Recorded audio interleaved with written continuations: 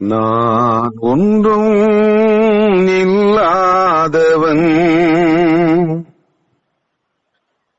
நான் ஒன்றுக்கும் உதவாதவன், நான் வெறுமையானவன்,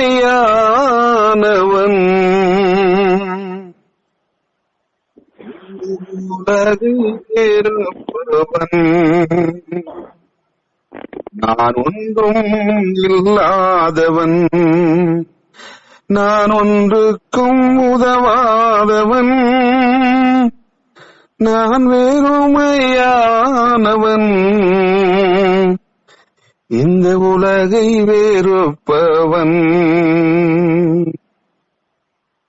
என் கண்மலையும் என் மீட்பெருமாகிய கர்த்தாவே, அடியனுடைய வாயின் வார்த்தைகளும் கேட்கிற உம்முடைய பிள்ளைகளுடைய இருதயத்தின் வாஞ்சையும் ஒன்றாயிருப்பதாக. ஆமேன்.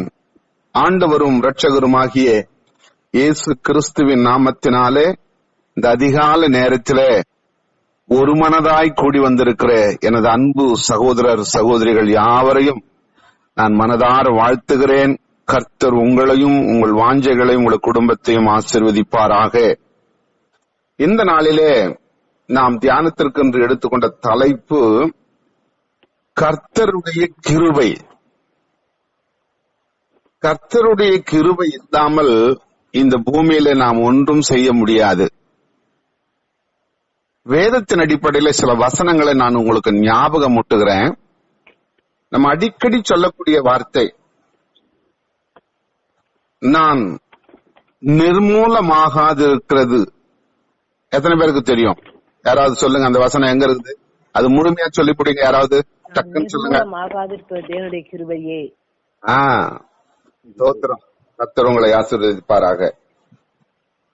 புலம்பல் புஸ்தகத்துல 3வது அதிகாரத்துல 22வது வசனம் சொல்லுது இப்படிதான், நாம் நிர்மூலமாகாதிருக்கிறது கர்த்தருடைய கிருபையே, அவர் இரக்கங்களுக்கு முடிவில்லை. இந்த கால வேளையில ஆண்டவருடையத்துல ஏதாவது ஒன்றை பெற வேண்டும் என்ற வாஞ்சையோடு வந்திருக்கிற உங்களுக்கு கர்த்தருடைய வேதம் சொல்லுகிறது இதுதான், அவருடைய கிருபை ரொம்ப ரொம்ப அவசியம். நான் ரொம்ப உங்களை காட்டிலும் மிக சிறப்பானவன் அல்லது வேதத்தை மிகுந்த ஆதாயப்படுத்தி ஆராய்ந்து முடித்தவன் என்று சொல்லிவிட முடியாது. என்னை காட்டிலும் உங்களில் நிறைய பேருக்கு வேத வசனம் மிக நேர்த்தியாக தெரியும். இருந்தாலும் உங்களுக்கு எனக்கு தெரிந்த வார்த்தைகளை உங்களுக்கு சிலதை ஞாபகப்படுத்துகிறேன். இந்த கிருபை என்றால் என்ன நம்ம அறிஞ்சு கொள்ளணும். உங்களுக்கு அநேகருக்கு தெரியும், ஒருவேளை தெரிஞ்சாலும் பரவாயில்ல, தெரியலனாலும் பரவாயில்ல. கிருபை என்றால் அதாவது ஒரு தகுதி இல்லாத மனிதனுக்கு அது ஈவா கொடுக்கிறது தான், ஆண்டவர் கொடுக்கிற ஈவு அப்படின்னு சொல்லலாம். அதுல குறிப்பா நம்ம என்ன சொல்லலாம், ரொம்ப ஈஸியா எல்லா மக்களும் அறியும்படி, எல்லாரும் தெரிந்து கொள்ளும்படி சொல்லணும்னா, நமக்கு தமிழ்நாட்டை ஆண்ட இதுக்கு முன்னாடி இருந்த எம்ஜிஆர் இருந்தாரு, அதுக்கு முன்னாடி ஒருத்தர் இருந்தார், காமராஜர் இருந்தார். இவங்களுக்கெல்லாம் காமராஜருக்கு படித்ததே கிடையாதுன்னு சொல்றாங்க.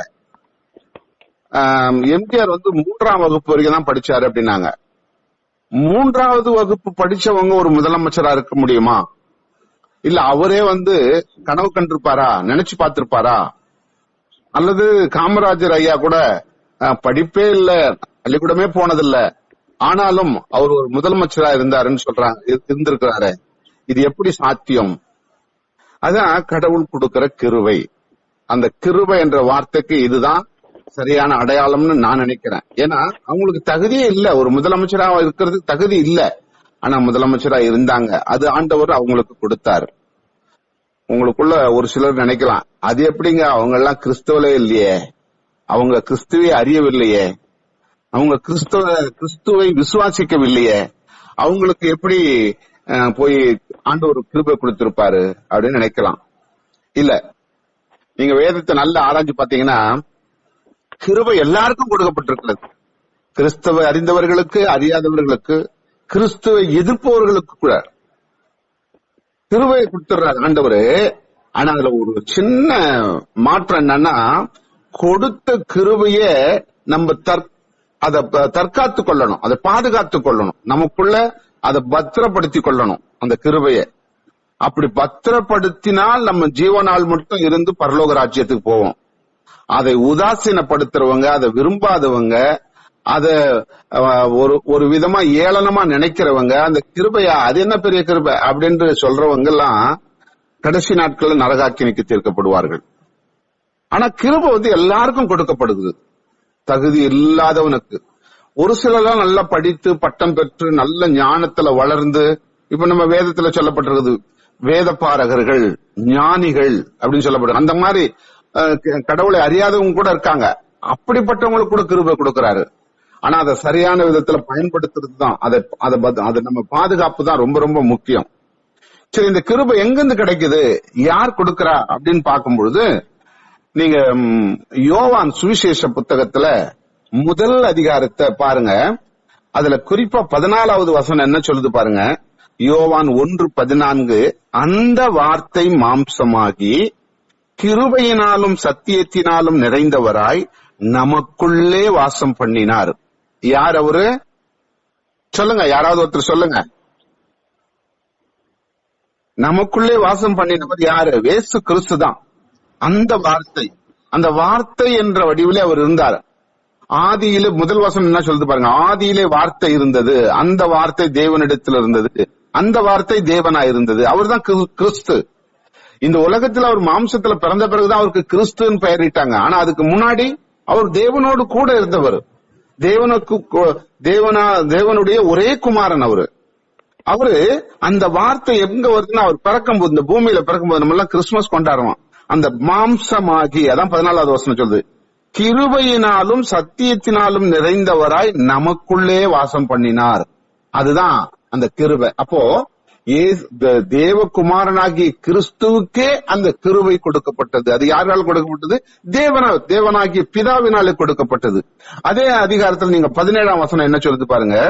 நியாயப்பிரமாணம் மோசையின் மூலமாக கொடுக்கப்பட்டது, கிருபையும் சத்தியமும் இயேசு கிறிஸ்து மூலமாய் உண்டாயின. அப்போ இந்த தேவகுமாரனாகிய கிறிஸ்துவுக்கு கொடுக்கப்பட்ட அந்த கிருபைய உலகத்திற்கு, நம்ம தகுதி இல்லாதவர்களுக்கு ஈவா நமக்கு கொடுக்கிறார். அதுதான் இயேசு கிறிஸ்து மூலமா தான் நமக்கு கிடைக்கிறது. இந்த இயேசு கிறிஸ்து நமக்கு எப்ப கொடுக்கிறாருன்னா, அவர் மாம்சத்துல வந்த பிறகுதான் கொடுக்கல, அவர் பிதாவோடு கூட இருக்கும் பொழுதே கொடுக்கிறாரு. அதை யாரும் அறியாம இருந்தோம். ஆனா அவர் மாம்சத்துல வந்த பிறகுதான் நம்ம அறியறோம், இவர் தேவனுடைய குமாரன் கிறிஸ்து, இவர் கிருபை நிறைந்தவராய் இருக்கிறாரு அப்படின்னு சொல்லி, சத்தியம் நிறைந்தவராய் இருக்கிறாரு அப்படின்னு நம்ம அறிந்து கொள்றோம். அதுக்கு முன்னாடி அறியாமல் இருந்தோம். கடவுளை நம்ம எப்படி கண்டோம்? கிறிஸ்துவின் மூலமா தான் கண்டோம். இல்லைன்னா நம்ம காண முடியாது. கல்லு, மண்ணு, கட்டை, மரம், செடி, கொடி, பாம்பு, பூச்சி எல்லாத்தையும் நம்ம கடவுளா நினைச்சிருப்போம். இன்னைக்கு உலகத்துல அப்படித்தானே இருக்காங்க. ஏராளமான மக்கள் இருக்காங்க, கோடிக்கணக்கான மக்கள். இப்ப இன்னைக்கு பாத்தீங்கன்னா இந்த மணிப்பூர் மாநிலத்துல கிறிஸ்தவ மக்கள் தான். ஆனா இன்னைக்கு வாட்ஸ்அப்ல வருவதை பார்க்கும்போது கொடுமையா இருக்குது. இன்னைக்கு அவங்க சொந்த தேசத்தினால விரட்டி அடிக்கப்பட்டு, அவங்க தங்குவதற்கு இடம் இல்லாமல் பல இடங்களிலே அவங்க குவியலாக, ஆணும் பெண்ணும் வாலிபர்களும் குழந்தைகளுமா குவியலாக ஒரு ரூம்ல அடைக்கப்பட்டு, எங்களுக்கு சொத்து வேணாம், பொருள் வேணாம், நாங்க வச்சிருந்த ஆஸ்தி எதுவுமே வேண்டாம், நாங்க கட்டின துணியோடு எங்க உயிர் கிடைச்சா மட்டும் போதும் அப்படின்ற நிலைப்பாட்டை அடைக்கலமா இருக்காங்க. இதை இப்ப கொஞ்ச நேரத்துக்கு முன்னாடி கூட அதை பார்த்தேன். அப்போ அதை பார்க்கும் போதே நம்மளுக்கு அப்படியே வேதனையா இருக்குது. ஏன் அந்த காரியம் அவர்களுக்கு நடக்கிறது? அந்த கிருபையை அவர்கள் தற்காத்துக் கொள்ளவில்லை, சரியானபடி அதை பயன்படுத்திக் கொள்ளவில்லை. ஆண்டவருடைய கிருபைக்குள்ளாக நம்ம வளர வேண்டும். கிறிஸ்துவ நான் ஆண்டவரை அறிஞ்சுக்கிட்டேன், எனக்கு கிருபை கிடைச்சிருச்சு அப்படின்னு சொல்லிட்டா போதாது, அதை நாம் தற்காத்துக் கொள்ள வேண்டும் என்பதுதான் ரொம்ப ரொம்ப முக்கியம். பழைய ஏற்பாட்டின் காலத்துல நமக்கு எல்லாருக்கும் தெரிந்த ஒரு வசனத்தை நான் சொல்றேன். நீங்க ஆதியாகமம் புஸ்தகம் 39வது அதிகாரம், அதுல சில வசனங்களை நான் சொல்றேன். 21ஆம் வசனங்கள். அங்க யோசேப்பு என்ற ஒரு மனிதன் இருந்தார், நமக்கு எல்லாருக்கும் தெரியும், படிச்சிருக்கிறோம். அந்த யோசேப்புக்கு நடந்தது என்னன்னு சொன்னா 21வது வசனத்துல சொல்லப்பட்டுள்ளது. ஆதியாகமும் 39:21 சொல்லப்படுவது, பின்னும் கர்த்தர் இதோ என் அண்டையிலே ஒரு இடம் உண்டு. ஆதியாகமம் 39 கர்த்தரோ யோசேப்போட இருந்து அவன் மேல் கிருபை வைத்து சிறைச்சாலை தலைவனுடைய தயவு அவனுக்கு கிடைக்கும்படி செய்தார் அப்படின்னு சொல்லப்பட்டிருக்குது. இங்க கவனிக்கணும், யோசேப்பு அவனுடைய சொந்த சகோதரர்கள் மூலமா புறக்கணிக்கப்பட்டு வனாந்தரத்தில் அனுப்பப்பட்டு அவனை அடித்து ஒரு குழியில போட்டு அந்த குழியிலிருந்து எடுத்து ஒரு பார்வோன் தேசத்திலிருந்து வந்த ஒரு மனுஷங்கிட்ட விற்பனைக்கு வணிக வியாபாரம் பண்றவங்க கிட்ட விற்கப்பட்டு அவனை எகிப்துக்கு கொண்டு போயிட்டு அங்கே விற்கப்பட்டான். போத்திபரார் வீட்டுல விற்கப்பட்டு அங்க வேலைக்காரனா இருக்கிறான். இப்படி அவனுடைய கஷ்டம். அவங்க அப்பா கிட்ட வளர்ந்தது மட்டும்தான் செல்வாக்கா வளர்ந்தான். ஆனா அவங்க அண்ணனுங்கெல்லாம் ரொம்ப துன்புறுதான். இதெல்லாம் நமக்கு தெரியும். அப்படி விற்கப்பட்ட நிலையில அபாண்டமான ஒரு குற்றச்சாட்டை அந்த போத்திபரார் அவனுக்கு நடந்தது. அந்த குற்றம் சாட்டப்பட்டவனாய் சிறைச்சாலையில் அடைக்கப்படுகிறான். ஆனா தேவன் அவனுக்கு கொடுத்த கிருபைய அவன் தற்காத்து கொண்டான். எப்பொழுதும் தேவனை சார்ந்திருந்தான். எப்பொழுதும் ஆண்டவருக்கு நன்றி சொன்னான். அவ்வளவு இக்கட்டிலே, அவ்வளவு வேதனையில, துன்பத்தில, பிரச்சனை நேரத்துல அந்த உளையான குழியில தூக்கி போட்டான். உன்னுடைய சொந்த சகோதரர்கள் அந்த நாள்ல அவன் கடவுளை மாத்திரம் பிடிச்சுக்கிட்டான். அந்த கிருபை அவனுக்கு கொடுக்கப்பட்ட அந்த கிருபைய அவன் கெட்டியா பிடித்து கொண்டு அதை தற்காத்து கொண்டு வந்தபடினாலே அந்நிய தேசத்துல, எகிப்து தேசத்துல சிறைச்சாலையில் அடைக்கும் பொழுது அந்த சிறைச்சாலையிலிருந்து விடுவிக்கிறதுக்கு அந்த கிருபை அவனுக்கு போதுமானமா இருந்தது. அதுதான் அங்க சொல்லப்பட்டிருக்குது. கர்த்தரோ யோசேப்போடு கூட இருந்து அவன் மேல் கிருபை வைத்து சிறைச்சாலை தலைவனுடைய தயவு அவனுக்கு கிடைக்கும்படி செய்தார். அதுதான் இந்த தயவு கிடைக்கணும்னா இந்த கிருபை நமக்கு வேண்டும். மற்றவங்க கையில் நமக்கு தயவு கிடைக்க வேண்டும்னா இந்த கிருபை, ஆண்டவர் கொடுத்த கிருபையை நம்ம தற்காத்து கொள்ள வேண்டும் என்பதுதான் வேத வசனம் நமக்கு திட்டமாய் சொல்லுகிறது. இன்னொரு காரியத்தை கூட நான் சொல்றேன். இன்னைக்கு உலகம் 88 கோடி மக்கள் சொல்லப்படுகிறது. உலகம் முழுவதும் 808 கோடி மக்கள் உலகம் முழுவதும் இருக்கிறதா சொல்றாங்க. ஒரு புள்ளி விவரம், அதுக்கு மேல கூட இருக்கலாம். இன்னைக்கு உலகம் விடுவடைந்துகிட்டே போகுது. அந்த மாதிரி சூழ்நிலையில இந்த உலக மக்கள் தொகையில 17.5 அப்படின்னு ஒரு புள்ளி விவரம் சொல்லுது. நல்லா கவனிக்கணும். 17.5% மக்கள் மலட்டுத்தன்மை உடையவர்களாக இருக்கிறார்கள் என்று ஒரு புள்ளி விவரம் சொல்லுது. மலட்டுத்தன்மைன்னா என்ன சொன்னா, அது ஆணா இருந்தாலும் பெண்ணா இருந்தாலும் அவர்களுக்கு பிள்ளை பேரு கிடைக்க கூடாதபடி மலட்டுத்தன்மை உள்ளவர்களாக உலக மக்கள் தொகையில 17.5% மக்கள் ஆணும் பெண்ணுமா இருக்கிறாங்க அப்படின்னு சொல்லி நேற்றைய தினத்துல கூட ஒரு பிரேயர் செல்ல அதை குறிச்சு ஜெபம் பண்ணோம். அப்போ இந்த தன்மை எதனால கிடைக்கிறது? ஒரு பிறப்பிலேயே அப்படி ஒரு தன்மை இருந்தா கூட தேவனுடைய கிருபை இருந்தால் அதை மாற்ற முடியும். ஆனா தேவன் கொடுக்கப்பட்ட அந்த கிருபையை அவர்கள் சரியானபடி கையாளலன்னா, ஆண்டவரோடு அவங்க இணைந்து இருக்கலன்னா அந்த மலட்டுத்தன்மையிலிருந்து அவங்க விடுபட முடியாது. இதுதான் அந்த மாதிரி எத்தனையோ விஷயங்கள். கேன்சர் வந்துடுது, எய்ட்ஸ் நோய் வருது, அதாவது மருந்தே கண்டுபிடிக்காத வியாதிகள். இப்படிலாம் எந்த வியாதியிலும் தேவன் நமக்கு கொடுத்த அந்த கிருபையை நாம் காத்து கொண்டோமானால் அந்த வியாதியிலிருந்து கூட விடுதலையாக நம் முடியும். வேதம் நமக்கு அப்படிதான் வலியுறுத்துகிறது. கவனிங்க. நீங்க மோசேயினுடைய காலத்துல ஒரு சம்பவத்தை நான் சொல்றேன். மோசேயினுடைய காலத்துல யாத்ராகமம் புஸ்தகம் 34வது அதிகாரம் 6-7 வசனங்களிலே சொல்லப்படுவது. கவனிங்க. கர்த்தர் அவனுக்கு முன்பாக கடந்து போகிற போது அவர் கர்த்தர் கர்த்தர் இரக்கமும் கிருபையும் நீடிய சாந்தமும் மகா தயையும் சத்தியம் உள்ள தேவன். நல்ல கவனிக்கணும். கர்த்தரை குறித்து அந்த விமர்சனம் பாருங்க எப்படி இருக்குது. இரக்கமும் கிருபையும் நீடிய சாந்தமும் மகா தயையும் சத்தியம் உள்ள தேவன் அப்படின்னு சொல்லிட்டு அடுத்த வசனம் சொல்லுது 34:7 1000 தலைமுறைகளுக்கு இரக்கம் காக்கிறவர், அக்கிரமத்தையும் மீறுதலையும் பாவத்தையும் மன்னிக்கிறவர், குற்றவாளியை குற்றமற்றவனாக விடாமல் பிதாக்கள் செய்த அக்கிரமத்தை பிள்ளைகளிடத்திலும் பிள்ளைகளுடைய பிள்ளைகளிடத்திலும் 3ஆம் 4ஆம் தலைமுறை மட்டும் விசாரிக்கிறவர் என்று கூறினார். நல்லா இத நீங்க ரெண்டாவது நீங்க வீட்டுல இருக்கும்போது நல்ல நிதானமா வாசித்து பாருங்க. ஒரு மனிதன் குற்றம் செய்தான்னா அவங்க பிள்ளைகள் பெற்றோரிடத்திலும் பிள்ளைகளிடத்திலும் பிள்ளைகளின் பிள்ளைகளிடத்திலும், அதாவது 3 அல்லது 4 தலைமுறை மட்டும் அவர் விசாரிக்கிறவர் என்று சொல்லப்படுகிறது. ஆனா அதே சமயத்துல அந்த 7வது வசனம் முதல் வரியில என்ன சொல்லப்படுது? 1000 தலைமுறைகளுக்கு இரக்கத்தை காக்கிறவர். அப்போ 3-4 தலைமுறைகளுக்கு தான் அவரு குற்றத்தை விசாரிக்கிறார், நம்ம கிட்ட இருக்கிற குறைபாடுகளை விசாரிக்கிறார். ஆனா 1000 தலைமுறை மட்டும் நம் மீது அவர் இரக்கத்தை கொடுக்கிறார் என்று திட்டமா இந்த வசனம் நமக்கு சொல்லுது. நல்ல கவனிங்க. அப்ப ஒரு கிருபை எவ்வளவு பெரிது பாருங்க. அந்த கிருபையை ஒருபோதும் நம்ம விட்டு விடாம நமக்கு அளிக்கப்பட்ட அந்த கிருபையை தற்காத்து கொள்ள வேண்டும் என்று வேதம் நமக்கு திட்டமாய் சொல்லுகிறது. அது மட்டுமல்ல, எபேசியர் புஸ்தகம் 2வது அதிகாரம் 5-8 சொல்லப்பட்டிருக்கிறது. எபேசியர் 2வது அதிகாரம் 5, அக்கிரமங்களில் மரித்தவர்களாயிருந்த நம்மை கிறிஸ்துவுடனே கூட உயிர்ப்பித்தார், கிருபையினாலே ரட்சிக்கப்பட்டீர்கள் அப்படின்றாரு. 8வது வசனம் சொல்லுது மறுபடியும், கிருபையினாலே விசுவாசத்தை கொண்டு ரட்சிக்கப்பட்டீர்கள், இது உங்களால் உண்டானதல்ல, இது தேவனுடைய ஈவு. நான் முதல்ல சொன்ன பாருங்களேன், கிருபை என்றால் என்னன்னா அதான் ஈவு, நமக்கு இலவசமாய் கிடைக்கப்பட்ட ஈவு. இப்போ முதலமைச்சர், நம்ம தமிழக முதலமைச்சர் எலெக்ஷன்ல ஓட்டு வாங்கும் போது ஒரு வார்த்தை சொன்னார், பெண்களுக்கு எல்லாம் நான் இலவசமா பிரயாணம் பண்றதுக்கு பஸ் விடுறேன் அப்படின்னு சொன்னாரு. ஜெயிச்சு வந்துட்டாரு. அவரு முதல் கையெழுத்து என்ன பண்ணாரு? அந்த அவர் சொன்ன வார்த்தையை சொல்லி செய்யறாரு. என்ன செய்தது? இப்ப பாருங்க, நல்ல வசதி படைச்சவனும் சரி, வசதி இல்லாதவனா இருந்தாலும் சரி, யாரா இருந்தாலும் சரி, இப்போ சிட்டி பஸ்ஸுங்கள்ல எந்தெந்த மாநகரத்துல ஓடுற பஸ்ஸா இருந்தாலும் அவங்களுக்கு இலவச பயணம். அப்ப என்ன இது?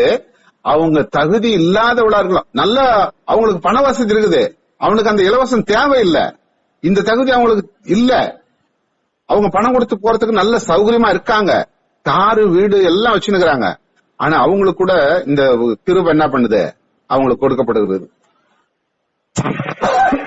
அப்ப இதுதான் தகுதி இல்லாதவர்களுக்கு கூட தகுதி கொடுக்கிறது, அந்த கிஃப்ட் பெற்றுக்கொள்வது, ஈவாய் கொடுக்கிறது. ஆண்டவர் தாராளமாய் அவர் இரக்கம் காட்டி நமக்கு கொடுக்கிறது தான் இந்த கிருபை என்று வேதத்துல நாம் திட்டமா சொல்லுகிறது. இந்த பூமியில நம்ம வாழ்நாள் முழுவதும், இந்த பூமியில நம்ம உயிரோடு இருக்கும் நாள் மட்டும் எதை செய்தாலும், நீங்க என்ன செஞ்சாலும் ஆண்டவருடைய கிருபை நமக்கு கட்டாயம் வேணும். அவருடைய கிருபை இல்லாதபடி நம்ம ஒன்றுமே செஞ்சிட முடியாது. சங்கீதக்காரர் சொல்லும் பொழுது எவ்வளவு அழகா சொல்றாரு பாருங்க. சங்கீதம் 105 100வது சங்கீதம் 5வது வசனத்துல சொல்றாரு பாருங்க, அவருடைய கிருபை என்றென்றைக்கும், அவருடைய உண்மை தலைமுறை தலைமுறைக்கும் உள்ளது. அப்போ நான் இந்த பூமியில வாழுற வரைக்கும் என்னோட கூட இருக்குது, எனக்கு அப்புறம் என் பிள்ளைகள் மூலமா இருக்குது, என் பிள்ளைகளுக்கு அப்புறம் என்னுடைய பேர குழந்தைகள் மூலமா இருக்குது. அப்படி தலைமுறை தலைமுறை தலைமுறையா அவர் கொடுத்த அந்த கிருபை இருந்துகிட்டு. ஆனால் ஒன்று திரும்ப திரும்ப சொல்றேன், அதை நாம் தற்காத்து கொள்ள வேண்டும், அதை நாம பாதுகாத்துக் கொள்ள வேண்டும். அந்த ஆண்டவர் கொடுத்த கிருபையா உதாசீனப்படுத்திடக்கூடாது.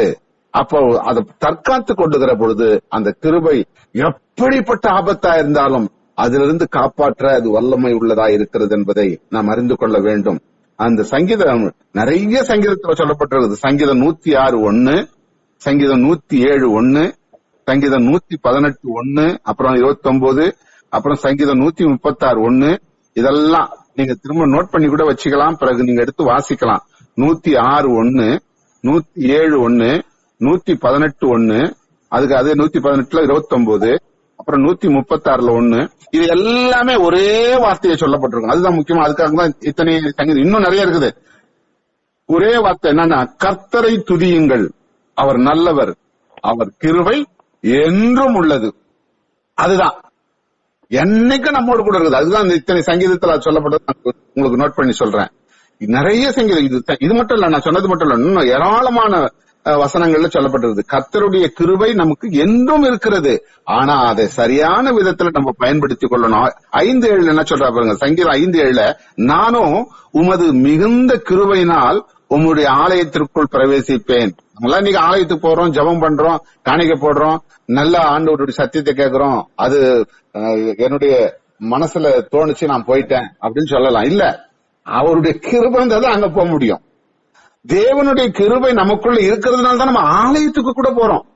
அப்ப நீங்க எங்க போனாலும், வேலைக்கு போறீங்க, விவசாயத்துக்கு போறீங்க, ஒரு சொந்தக்கார வீட்டுக்கு போறீங்க, இல்ல நீங்க வீட்டுல இருந்து வேதம் வாசிக்கிறீங்க, இல்ல மற்றவங்களுக்கு உதவி செய்யறீங்க, இல்ல ஆலயத்துக்கு போறீங்க, எதுவா இருந்தாலும் அவருடைய கிருபை நமக்கு இருக்க வேண்டும். கடைசியா சொல்லி முடிக்கிறேன். ஆண்டவருடைய நாமத்துக்கு மகிமையாக லூக்கா எழுதின சுவிசேஷம் 2வது அதிகாரம் 52வது வசனத்தில் சொல்லப்பட்டிருக்கிறது. லூக்கா 2:52 இயேசுவானவர் ஞானத்திலும் வளத்திலும் தேவ கிருபையிலும் மனுஷ தயவிலும் அதிகமாய் விருத்தி அடைந்தார். அப்போ இயேசு கிறிஸ்துவ கிட்ட இருந்துதான் அந்த கிருபை நம்ம பெற்றுக்கொள்றோம். பிதாவும் குமாரனுமாகிய கிறிஸ்துவும் ஒன்றா இருந்த நாள், அந்த வார்த்தை அப்படின்ற இருந்த நாளிலே நமக்கு கொடுக்கப்பட்டது நம்ம அறியாத இருந்தோம். அவர் மாம்சத்துல இந்த பூமியில வெளிப்பட்ட பொழுது அதை கொடுக்கிறார் என்பதை நம்ம அறிந்து கொண்டோம்.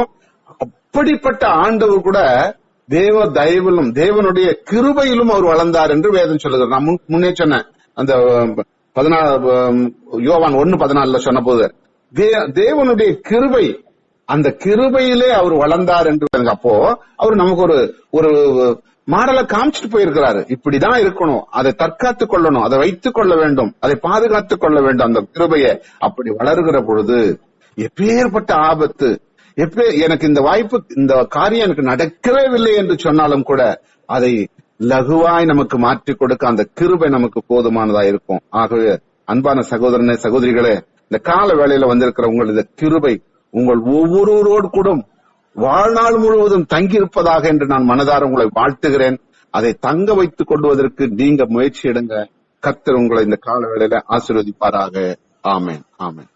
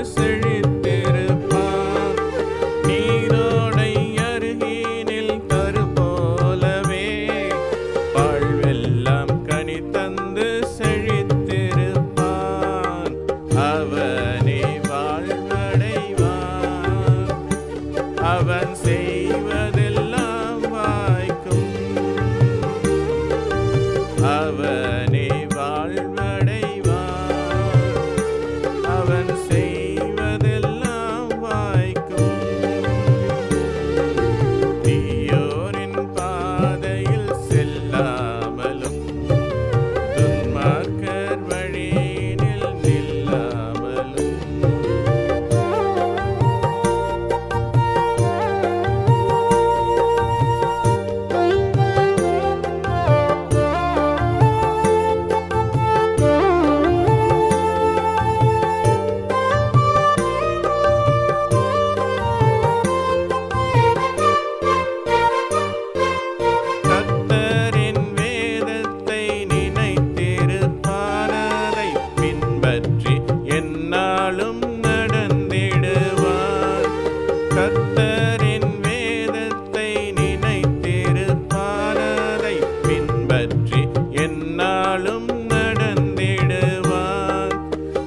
அவனே வாழ்வடைவான். அவன் செய்வதெல்லாம் வாய்க்கும். அவனே வாழ்வடைவான். அவன் செய்வதெல்லாம் வாய்க்கும். தீயோரின் பாதையில் செல்லாமலும் துன்மார்க்கர் வழியினில் நில்லாமலும்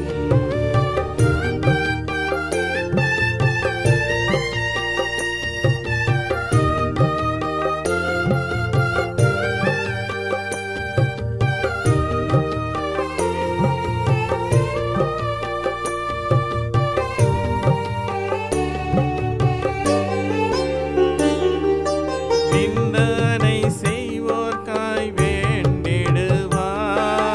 சபிப்போர்க்கு வாழ்த்து சொல்லிடுவார். நிந்தனை செய்வோர்க்காய் வேண்டிடுவார். சபிப்போர்க்கு வாழ்த்து சொல்லிடுவார். அவனே வாழ்வடைவான். அவன் செய்வதெல்லாம் வாய்க்கும். அவனே வாழ்வடைவான். அவன் செய்